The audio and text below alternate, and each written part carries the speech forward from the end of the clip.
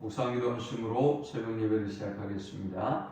하나님 감사합니다. 오늘도 우리에게 새날을 주시고 예배할 수 있는 은혜 주심에 감사합니다. 오늘 이 하루도 주와 동행하는 하루가 되게 하시고 주님을 기쁘시게 하는 하루가 되도록 인도하여 주옵소서. 오늘도 우리가 가지고 온 모든 인생의 문제와 짐들은 주님이 담당해 주시고 세상에 줄 수 없는 참된 평강과 안식을 누리는 복된 하루가 되게 하여 주옵소서. 오늘도 주의 백성들의 오가는 모든 발걸음을 하나님이 세밀하게 지켜주시고 어떤 어둠의 권세도 틈타지 못하도록 하나님이 도우시고 인도해 주옵소서. 예수님의 이름으로 기도합니다. 아멘. 찬송 369장 드리겠습니다. 죄짐 맡은 우리 구주 어찌 좋은 친구인지 걱정 근심 무거운지 우리 주께 맡기세. 주께 고함 없는 고로 복을 받지 못하네. 사람들이 어찌하여 아랠 줄을 모를까. 시험 걱정 모든 괴로움 없는 사람 누군가. 부질없이 낙심 말고 기도드려 아뢰세. 이런 진실하신 친구 찾아볼 수 있을까. 우리 약함하시오니 어찌 아니하릴까. 근심 걱정 무거운지 아니 진짜 누군가. 비난처는 우리 예수 주께 기도드리세. 세상 친구 멸시하고 너를 조롱하여도 예수 품에 안기어서 참된 위로 받겠네. 아멘. 오늘 이 시간에 주시는 살아계신 하나님의 말씀은 구약성경 욥기 36장 1절에서 15절의 말씀입니다. 엘리후가 말을 이어 이르되 나를 잠깐 용납하라. 내가 그대에게 보이리니 이는 내가 하나님을 위하여 아직도 할 말이 있습니다. 내가 먼 데서 지식을 얻고 나를 지으신 이에게 의를 돌려보내리라. 진실로 내 말은 거짓이 아니라 온전한 지식을 가진 이가 그대와 함께 있느니라.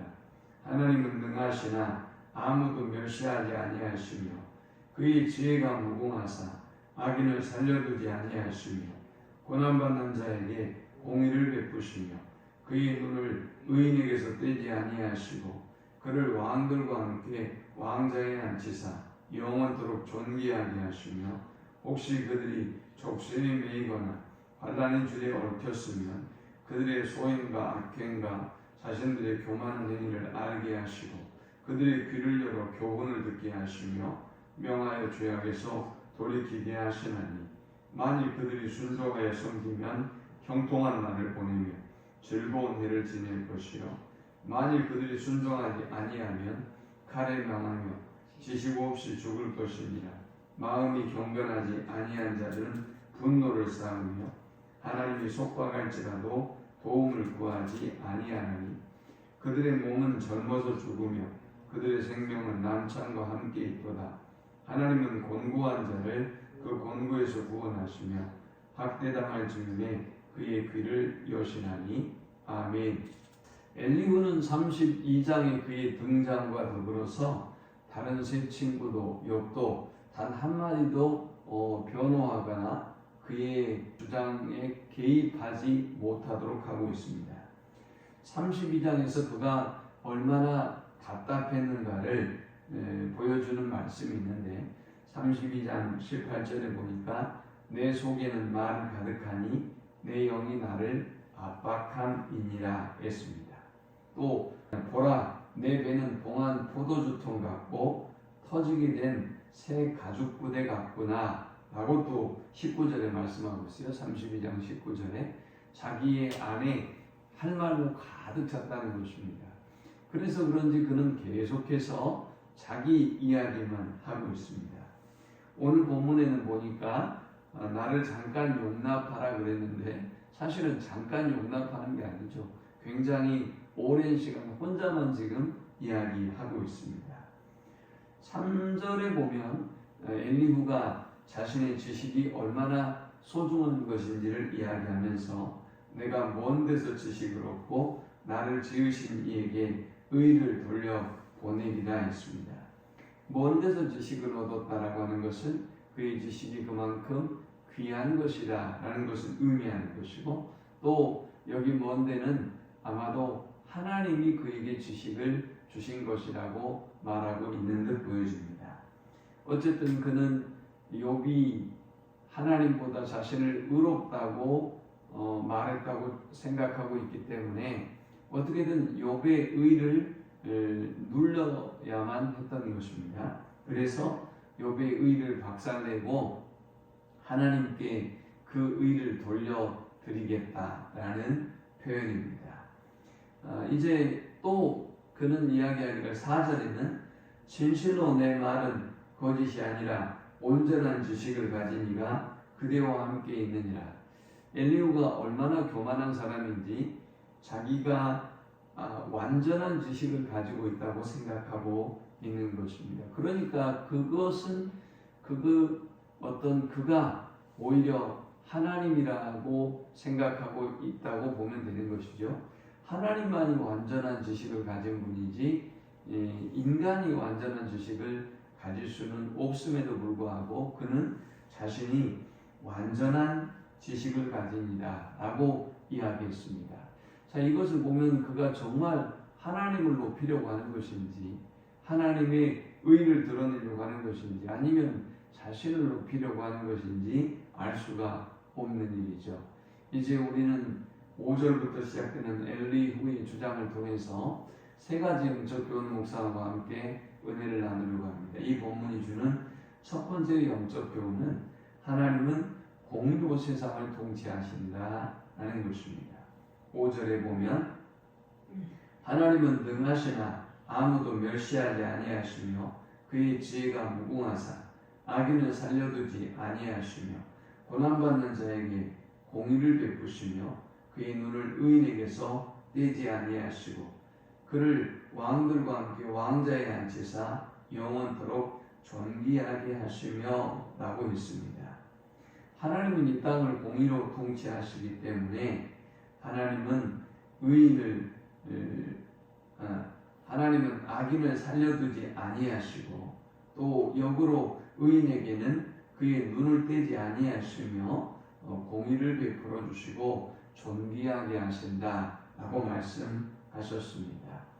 그러므로 엘리후의 주장은 욥이 얼른 자신의 죄를 깨닫고 회개해야 하나님께서 그에게 은혜를 베풀어 주시고 그를 구원해 주신다는 말씀이죠. 그의 공의로 통치하시는 이 말을 아신다는 이 말은 맞지만 사실은 욥의 삶의 비교에 대해 본다면 엘리후의 주장은 틀린 것이죠. 또 하나님이 보시는 욥은 엘리후가 생각하는 욥과 다른 모습이기 때문에 이 엘리후의 주장은 틀린 것입니다. 그러니 항상 과잉 일반화의 위험함이 얼마나 위험한가를 우리에게 보여주는 사람이 바로 엘리후입니다. 두 번째 우리가 이 본문을 통해서 얻을 수 있는 영적 교훈은 고난은 죄에서 죄에서 돌이키는 도구이다 라는 것입니다. 8절에 보니까 혹시 그들이 족쇄에 매이거나 환난의 줄에 얽혔으면 그들의 소행과 악행과 자신들의 교만한 행위를 알게 하시고 그들의 귀를 열어 교훈을 듣게 하시며 명하여 죄악에서 돌이키게 하시나니 했습니다. 하나님은 인간에게 고난을 주시고 이 고난을 통해서 그의 교만을 알게 하시고 그들의 귀를 열어서 하나님의 교훈을 듣게 하시고 그리고 죄악에서 돌이키게 하신다라고 했습니다. 15절에도 보니까 하나님은 곤고한 자를 그 곤고에서 구원하시며 학대당할 즈음에 그의 귀를 여시나니 했습니다. 하나님은 고난을 통해서 우리의 귀를 열어주시고 우리가 하나님의 음성을 듣도록 하시는 것입니다.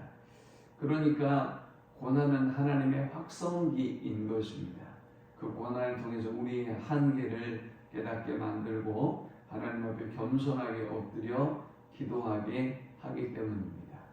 아까 제가 새벽 예배를 인도하러 이렇게 나오는데 어떤 분이 이 건물에 사는 저랑 오랫동안 잘 알고 지낸 어떤 분이 이제 들어오시더라고요. 그래서 아니 어디서 오세요? 그랬더니 예, 술 먹고 이제 오신다고 그래요. 그래서 왜 지금까지 술을 먹었냐고 그랬더니 지금 그분 직장이 꽤 탄탄한 직장이었거든요.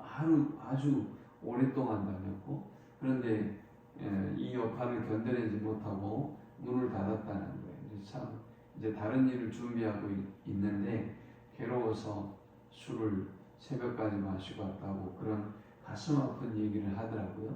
그래서 예배드리러 갑시다 그랬더니 오늘은 술에 취해서 그러면서 이제 올라가시더라고요. 어찌됐건 이 고난이라고 하는 것은 인간과 하여금 겸비한 마음을 갖게 만들고 또 하나님의 음성에 귀를 기울이도록 만들고 또 하나님께 돌이키도록 만드는 그런 기능을 하는 것입니다. 우리의 삶 속에 어떤 고난과 어려움이 있으면 우리는 더욱더 하나님 앞에 민감하고 또 하나님의 귀를 기울여야 할 것입니다. 마지막 세 번째 우리가 이 본문을 통해 얻을 수 있는 영적 교훈은 순종에 생과 사가 달려있다라는 것입니다. 이제 문제는 이 고난을 통하여 우리가 하나님의 음성을 들으면 문제는 이제 이 하나님의 말씀에 순종하느냐 그렇지 않느냐에 따라서 우리의 형통과 하나님의 심판이 달려 있다는 것이죠. 11절에 보니까 만일 그들이 순종하여 섬기면 형통한 날을 보내며 즐거운 해를 지낼 것이요 만일 그들이 순종하지 아니하면 칼에 망하며 지식 없이 죽을 것이니라.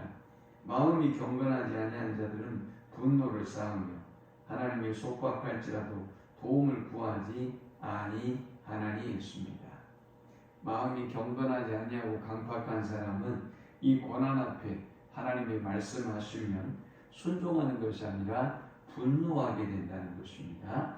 그러나 순종하지 아니하면 칼에 망하며 지식 없이 죽을 것이니라 그랬는데 진리를 분별치 못하고 하나님의 진노의 심판을 당하게 될 것이다 라는 것입니다.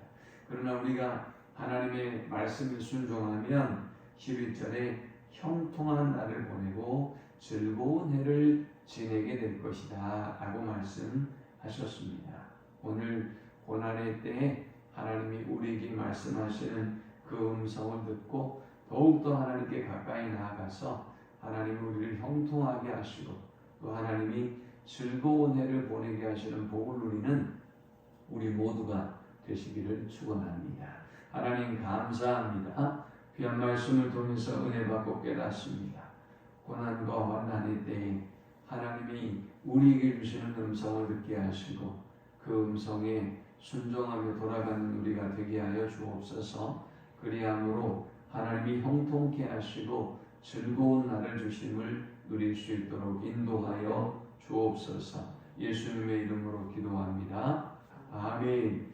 지금은 우리 주 예수 그리스도의 크신 은혜와 성부 하나님의 극진한 사랑과 성령의 인도 보호교통 충만케 하심 고난의 때에 하나님의 음성을 듣고 하나님께로 돌아감으로 형통한 날을 맞기를 소망하는 모든 주의 백성들의 머리 위에 이제부터 영원토록 함께 있을지어다. 아멘.